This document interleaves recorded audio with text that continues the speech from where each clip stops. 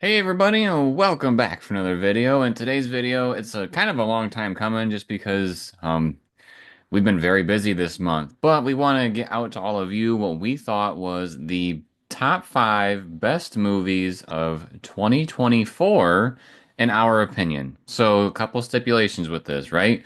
These are movies that we saw during the 2024, which means there might be other movies that people have heavy opinions about, but we never saw them, so they can't be in our top 5. So just a heads up on that stipulation. So I these are will say on, though, between the two of us, we have seen 36 movies in 2024. So these are our top fives of those 36 movies. yeah, and you can see the majority of those 36 movie talks already on the channel if you go into our movie review section. But um, yeah. So we are actually going to be ranking these, 1 through 5. These are my top 5 in no particular order. These are going to be the order. And what we're going to do is we're going to start at 5.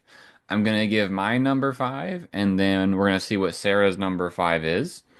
Uh, if it's the same, then we'll just talk about the one movie during that time. And if it's different, then we'll probably talk about Sarah's a little bit just in case it's in my other top 5. Then we'll, you know, talk a little bit more there. But okay, so let's get on with the show. Our number 5 movie. My number 5 is Inside Out 2 for the year. I put that one at number three. So it is on my list, but I had it bumped up a bit. So it made both of our top 5 lists, right? Arguably, I would probably say Disney's best animated feature of 2024. Of course, Disney has a whole bunch of properties, right? And they got their hands in a lot of different companies. So there's lots of films that could be like the top Disney film, but this one's definitely up there. And not only is it a great film, but it also, defies those ideas that sequels can't be good or even better than the original. In my opinion, I think this was better than the original.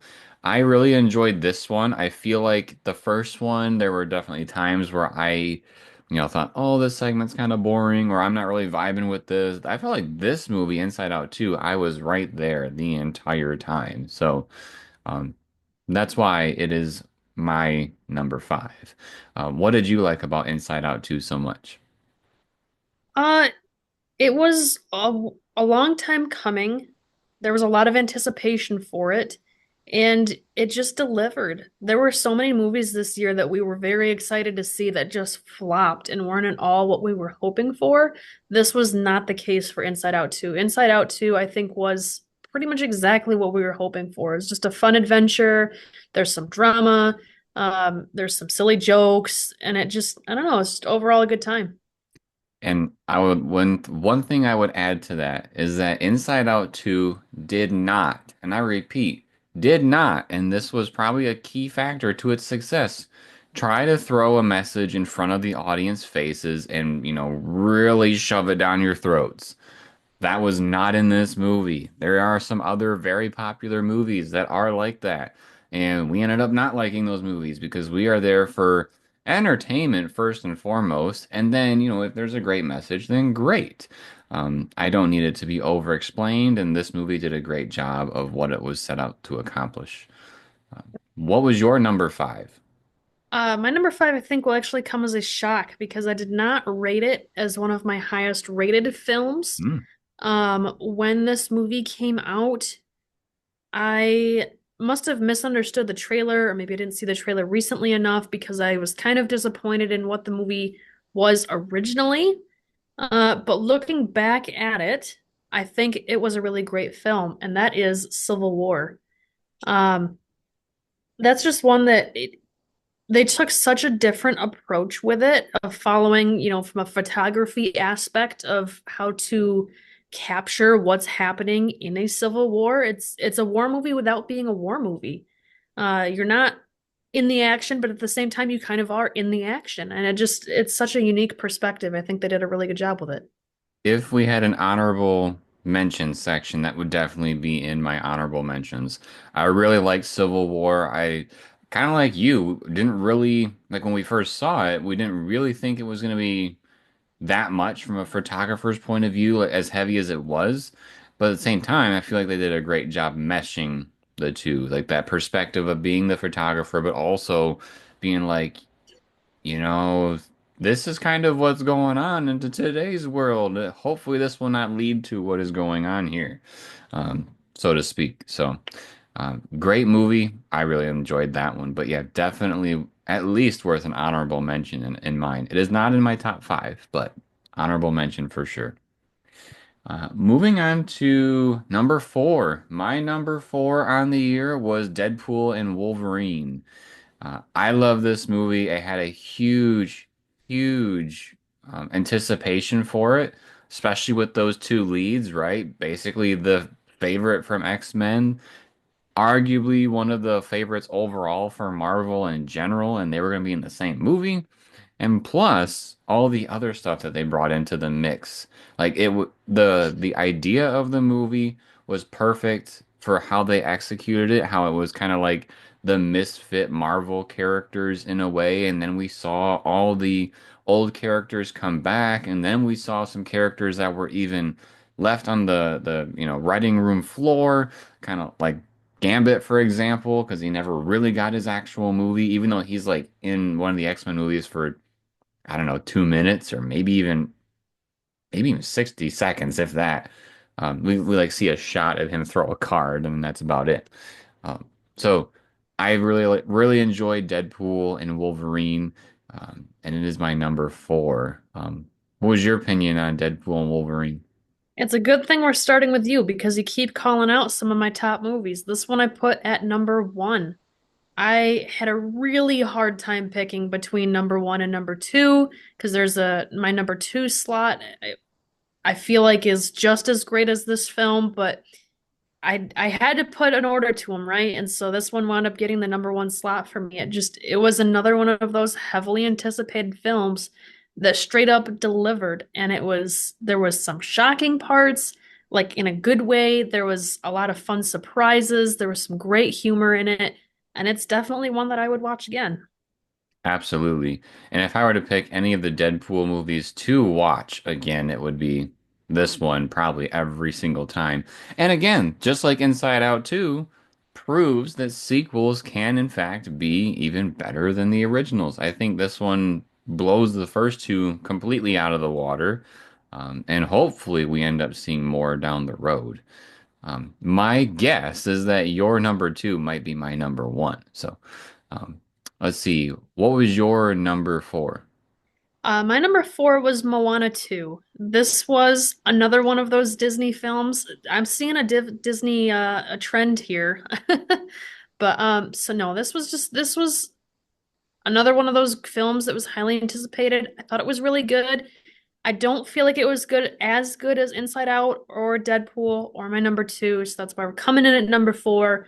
But I think it was a great, strong film. It was very fun. There was maybe some music that could have been a little bit better, but overall it was a good movie, I think. Nice. Yeah, I enjoyed Moana 2 as well. I feel like that was a great movie to have come out around Thanksgiving. It was a great family movie. Um, I I don't think it was as good as Inside Out 2. Like I feel like Inside Out 2 like hit on all cylinders, but Moana 2 did a very good job with the sequels can be good. I wouldn't say it's better than the first one by any means, but it was a very good watch. And it set up plenty other Moana movies to come out in the near future. Um, nice. I'm My assuming number, not on your list. huh? I'm assuming that was not on your list. Nope, that one was not on my list. Uh, my next movie is probably not on Sarah's list, but for the longest time this year, I was predicting this might be my number one movie, but it fell down to number three by the end of things. And my number three movie is Love Lies Bleeding. You may not have heard of this movie. It's kind of one of those movies, in my opinion, kind of has its niche audience just because it's kind of a weird movie. Two, it's an A24 film. I feel like that's kind of its own little niche. Um, it's kind of a bizarre movie, and it kept me on my toes the whole way through. It starred Kristen Stewart, Dave Franco, Katie O'Brien, Ed Harris. You know, these are some pretty big names, not only from the past, from the years that we grew up, and also current. I just thought this was all around a great film. It was if you don't know what the movie is, it's a movie basically about this girl that wants to be into bodybuilding, and she's kind of a couch surfer, if you want to put it that way. Like she kind of travels around, and she's on her way to Vegas, I believe it was, for a competition, and she stops at one of the gyms that she finds along the way, and while she's working out, she locks eyes with Kristen Stewart's character, and they kind of become really good friends, but then they also get mixed up into some bad stuff with Ed Harris's character, which is Kristen Stewart's character's dad in the movie. So a lot of crazy stuff happens here, and yeah, it was my number one for the longest time, but it got shifted down to number three. That was a wild movie. There was a lot of really strange, unexpected things happening. It was just overall crazy, and that's kind of what A24 is known for. I do really enjoy watching their films. Don't know that I'd put it in my top five, but it was out there. It was something. Makes me want Um, to watch we it right now. we've gone through my whole list except my number two slot, so let's head on into number two. All right. Well, my number two is not going to be on your list, and that's simply because Sarah did not go see this movie with myself and my mother-in-law. My number two movie of the year is Terrifier 3. Terrifier 3 came out guns a-blazing, and like right even from the beginning of the film, right? All the commercials were people were leaving in the first 10 minutes of this film because they just could not handle it. And arguably, this movie is very, very grotesque. It is, to a point, hard to watch for some people. But thinking about this character, Art the Clown, he's really becoming his own character in the mix of very popular horror icons. He started off very small a handful of years ago. I still remember my first, like, locking eyes with this Art the Clown. I was working at Family Video, and at the end of the night, I was working on putting up the new movies up on the shelves. And you know, when a new movie comes out, it usually takes up like the wall. Like there's like 20 to 30 copies of a film. Terrifier had one, and I saw that clown, and I was like, man, this looks kind of creepy. And so I looked at the back, and I was like, I gotta check this out. And so eventually I picked it up at Family Video, and that's kind of what started my love for Art the Clown. And here we are now, and art is everywhere. It's kind of hard to go into any type of pop culture store and not see Art the Clown. So this movie was great. It's considered a Christmas movie, right? Because it takes place during the Christmas time. So maybe next Christmas I can trick Sarah into watching it. I'll tell her I'm putting Rudolph on, and it'll be Terrifier 3. Oh my gosh, no way. I can't handle gore. I knew from watching the first one, and I think I've seen the second one too. There was just no way I was gonna make it through this third one. So that's why I didn't go see this film. Um, I personally think number two's um, death scene in the girl's bedroom was way worse than anything in this movie, but this movie definitely is still super grotesque. yeah, I just can't handle the gore. I, if I have to look away so much during a movie and plug my ears because I don't want to hear it either, it sounds, I know they, at least in the first and second one, focused a lot on some of the noises of the death too, and it just, sawing of flesh and whatnot, it just, yuck. Not for me. My number two, we'll see if this is your number one, is Speak No Evil. Did that make your list? And that's a great transition into my number one movie of the year. Speak No Evil. Yeah, Terrifier was number two. My number one movie of the year, and Sarah's number two movie of the year is Speak No Evil. And it's to me, it's kind of interesting because this was a remake, of a movie before. I never heard of it. Um, but Well, I think it's a remake of one that was like in a small film festival, not one that was necessarily a nation or worldwide theatrical release. gotcha. I was gonna say just from the trailer, like James McAvoy really set the tone for this movie. And I feel like the trailer gave you just enough breadcrumbs to be interested. And then the best part for me watching this film was I saw the trailer. I know what kind of twists are supposed to be coming. And then as we're watching the movie, we're like, "Oh, is this when it's going to happen? This stuff is really weird. It's going to happen now. Oh, it didn't happen. There's even more weird stuff. When's this going to happen?" And it like really kept you pulled in the entire time. And arguably, I would say that I don't really think this movie has any flaws whatsoever. I think it's a well-paced horror film that McAvoy really, really shines through. Now, that's not to say that all the other actors and actresses weren't good in it. They were fantastic. Everybody did a great job. The adults, the kids, it was just A plus for me for the number one movie of the year. What did you think of it? Yeah, this is what I was talking about with really struggling between the one and two slot for this film because I really wanted to rank this one and Deadpool at number one, but I just you can't have two number ones. I'm sorry. That's just the way the list goes. And so this one got dropped to number two. I absolutely would watch this one again, but I think the reason why I had to slide this one into number two instead of the number one slot is just this is such a tense movie that I think it limits how much I would want to watch it over and over and over because I can only handle so much adrenaline. But that's not to say that, I wouldn't watch it again because I absolutely would. And like you said, they keep the pace up the whole time. Your adrenaline is pumping. You are wanting to know what's going to happen next. You're wanting to know what crazy thing is going to happen. How are they going to escape this scenario? And they just keep you with it the whole time.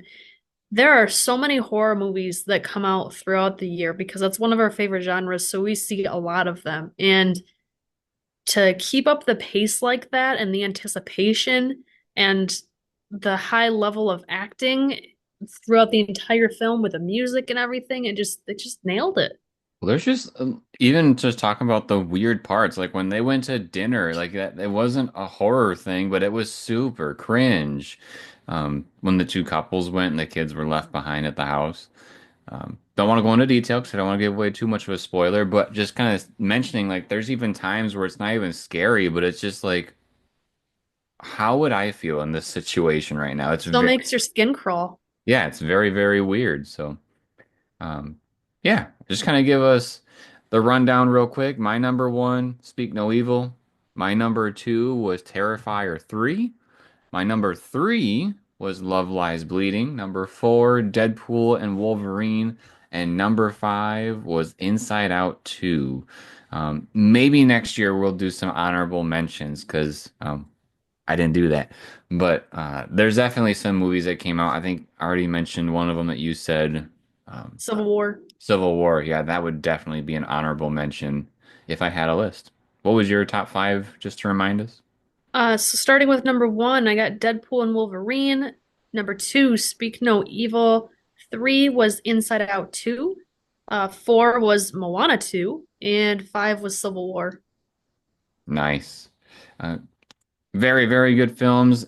If anything, I would say, because I know we overlapped on a couple, but it's probably a good top. How many did we say the same? We said Deadpool the same, and we said Inside Out too. Yes.